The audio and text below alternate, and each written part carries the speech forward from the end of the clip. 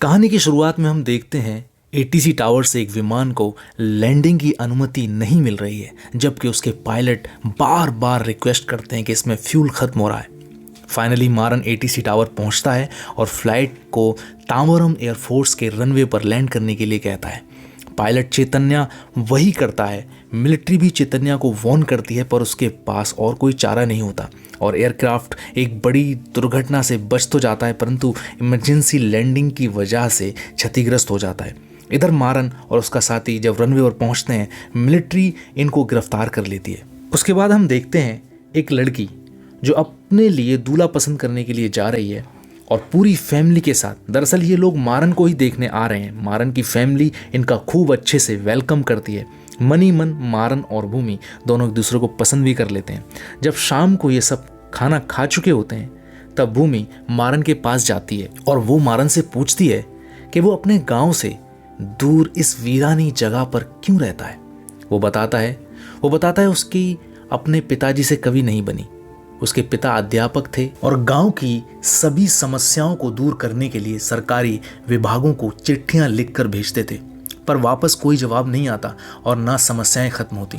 वो भी एक दिन भीड़ के साथ रेलवे लाइन पर धरना दे रहा था ताकि ट्रेन उसके गांव पर भी रुककर जाया करे, क्योंकि शहर उसके गांव से बहुत दूर था जहां पर उसके गांव के लोग ट्रेन पकड़ने जाया करते थे। पुलिस इस धरने की वजह से मारन को थाने उठा लाती है। उसके पिताजी उसे छुड़ाकर जब घर लेकर पहुंचते हैं, जब वो मारन की माँ को थाने में हुए उनके साथ बर्ताव को बता रहे होते हैं, तभी मारन और उसके पिताजी के बीच कहासुनी हो जाती है। मारन के मुंह से निकले शब्द उसके पिता के आत्मसम्मान को ठेस पहुंचाते हैं और फिर मारन के पिता उससे कहते हैं, निकल जाओ मेरे घर से और मेरी चिता को आग देने भी मत आना। उसके बाद उसने अपना घर छोड़ा। उसने फिर एनडीए ज्वाइन किया। उसके बाद फिर एयरफोर्स में उसके एक उच्च अधिकारी थे, नायडू, जो बिल्कुल उसके फादर की तरह थे। वो सिर्फ उसको सजा देते, कभी कोई आइडिया देने पर तो कभी ज़्यादा बोलने पर। इतने में भूमि के माँ बाप उसको आवाज़ लगाने लगते हैं। वो मारन की कहानी सुनकर चली जाती है। सुबह होती है। मारन को फुल कॉन्फिडेंस था, इसीलिए वो शेव और बाल कटिंग करवा कर आया था, पर भूमि ने उसको मना कर दिया और ये सुनकर वहाँ मौजूद सभी लोग शॉक्ड हो जाते हैं। ये भूमि का एक तरह से बहुत ही तगड़ा रिजेक्शन था मारन के लिए। भूमि रीज़न देती है, ये तो पहले से ही अपने ड्रीम के साथ कमिटेड है और उसको किसी की दूसरी नहीं बनना, तो पहले अपना ड्रीम कंप्लीट करो फिर शादी करना।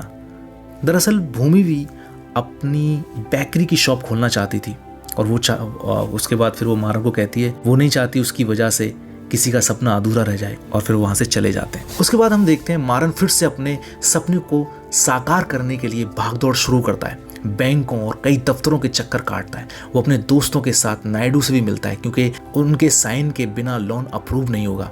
नायडू भी सब की तरह उसको मना कर देता है। दरअसल मारन अर्ली रिटायरमेंट ले चुका है और नायडू सर बिल्कुल नहीं चाहता कि उसका और कोई जवान मारन की तरह रिटायरमेंट ले। फिर हम देखते हैं मारन फ्लाइट की टिकट बुक करता है परेश गोस्वामी से मिलने के लिए, जो उसका आइडियल है।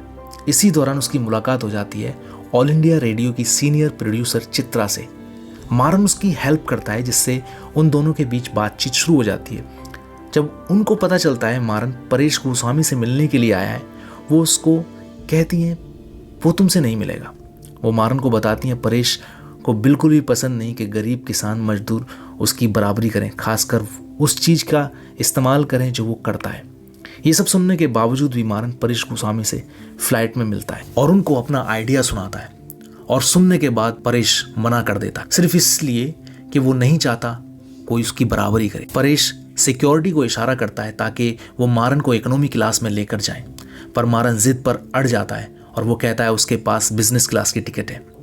परेश इशारे से एयर होस्टेस को बुलाता है और उसके कान में कुछ कहता है।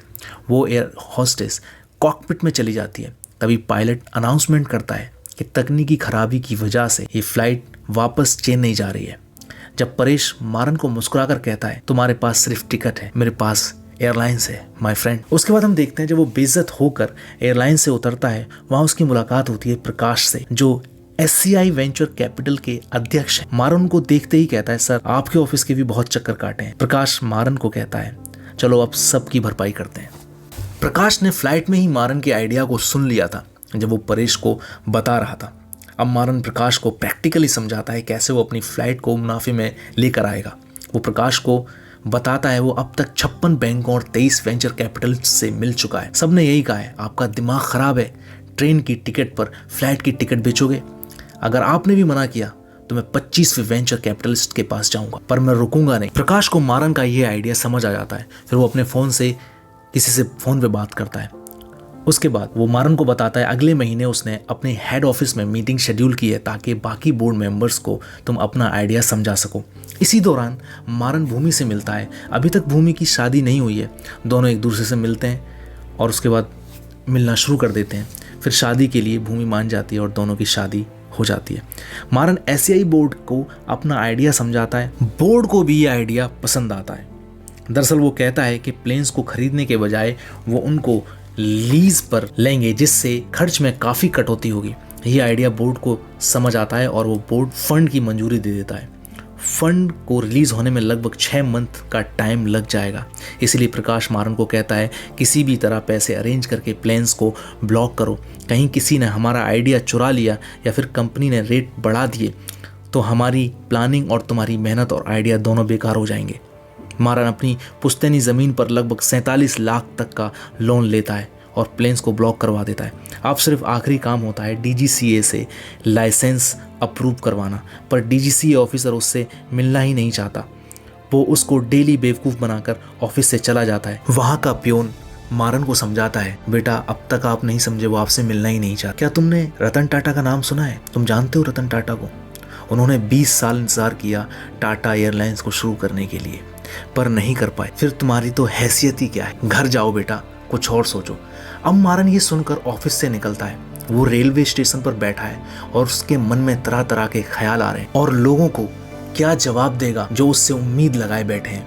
तभी उसके कानों में रेडियो पर चल रही अनाउंसमेंट पड़ती है कि ऑल इंडिया रेडियो की सीनियर प्रोड्यूसर चित्रा आज प्रेसिडेंट ऑफ इंडिया का इंटरव्यू करने वाली हैं। मारन उनके पास जाता है और उनसे रिक्वेस्ट करता है कि वो प्रेसिडेंट के इंटरव्यू में उसको साथ लेकर चलें। चित्रा उसको अपने साथ लेकर जाती है और सिक्योरिटी चेक में मारन पकड़ा जाता है, पर वो आखिरी टाइम में खुद को मदुरई का बताता है।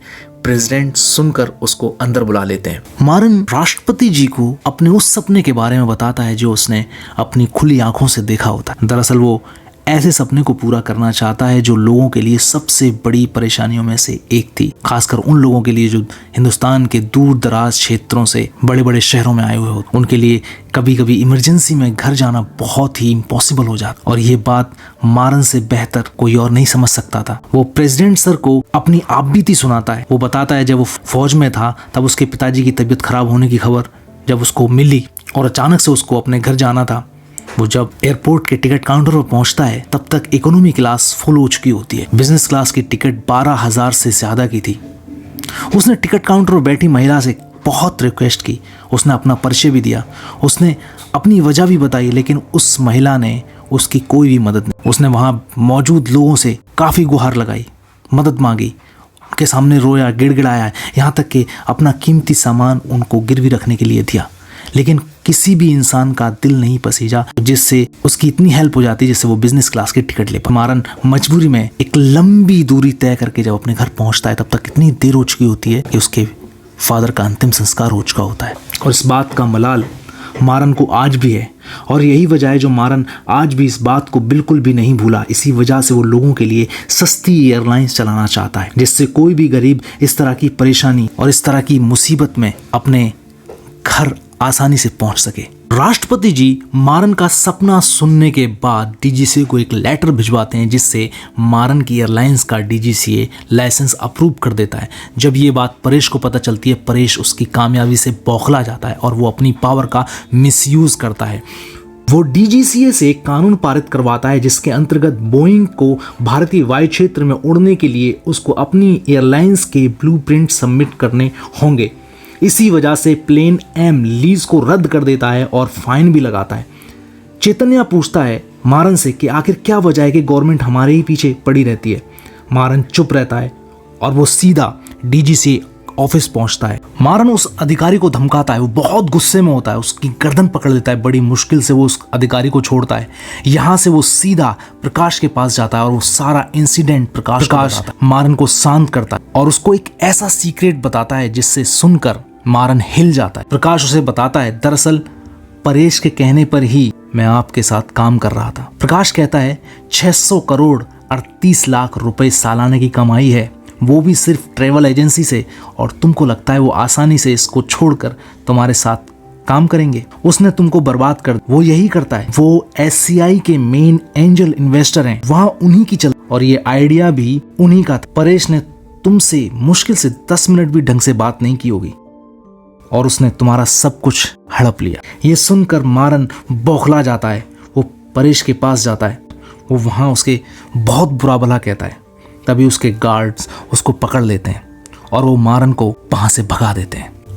उसके बाद हम देखते हैं कि मारन को अब कोई भी अहमियत नहीं देता है, यहाँ तक कि उसके ससुराल वाले भी उसको उसकी नाकामी पर ताने मार देते। उसकी सास मारन के खिलाफ अपनी बेटी को भड़का रही होती, वो भी उल्टा अपनी माँ पर ही भड़क जाती है और उसको वहाँ से भगा देती है।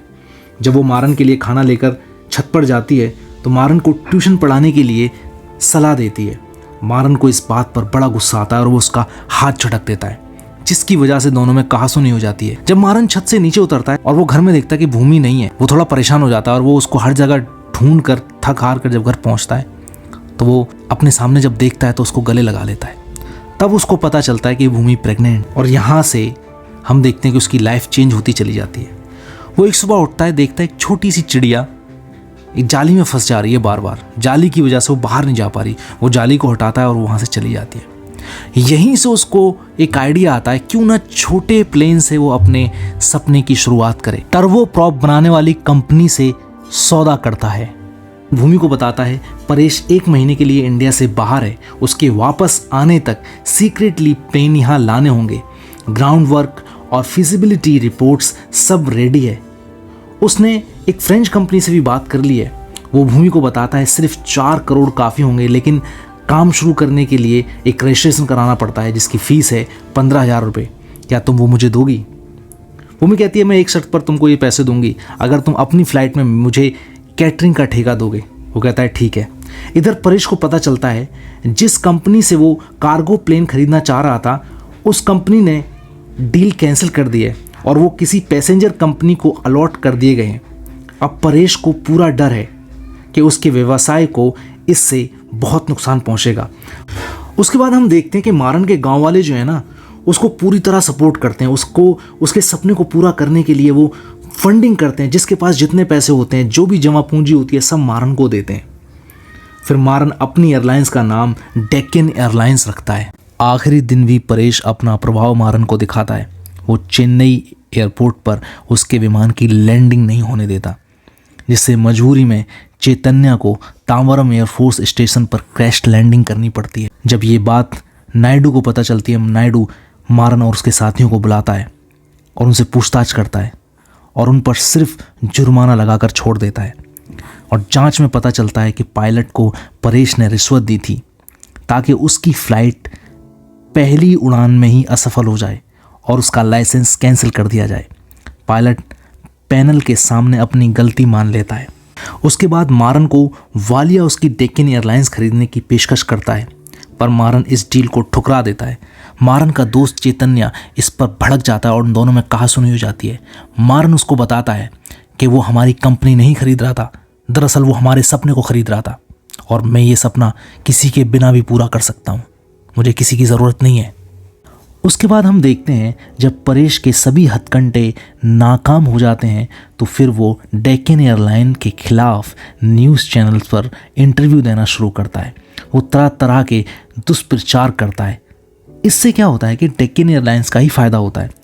इसके अपोजिट मारन क्या करता है कि एक पॉजिटिव अप्रोच के साथ विश्वास दिलाता है लोगों को कि उसकी एयरलाइंस सभी मानक पूरे करती है। ज़्यादातर डेक्कन एयरलाइंस के जो टिकट्स हैं वो बुक किए जाते हैं रेलवे स्टेशनों और पेट्रोल पंप पर। यहाँ पर इंटरनेट अवेलेबल होता है। मारन ने एयरफोर्स के एक्स-मैन्स को ऐसा पायलट रखा होता है, जिससे क्या होता है ना, उसको एक्सपीरियंस पायलट कम खर्च में मिल जाते हैं और कैटरिंग का जो ठेका है इन फ्लाइट वो बॉमी को मिल जाता है। अब जिस दिन स्पेशल फ्लाइट उड़ान भरने वाली थी उस दिन कोई भी पैसेंजर नहीं पहुंचता। इससे मारन बहुत दुखी हो जाता है। फिर उसकी टीम को पता चलता है इस फ्लाइट की बुकिंग में तकनीकी खराबी थी, बाकी सभी फ्लाइट्स में बुकिंग हुई है। मारन अपनी फ्लाइट्स को लैंड होते हुए देखता है जिनसे गरीब पैसेंजर उड़ान भरकर यहाँ पहुँचे हैं। उनमें उसकी माँ भी होती है। परेश मारन को कॉल करता है कि वो उसके साथ काम करना चाहता है, पर मारन उसके ऑफर को ठुकरा दे। आखिरकार डेक्कन एयरलाइंस की सफलता के बाद परेश हार मान लेता है।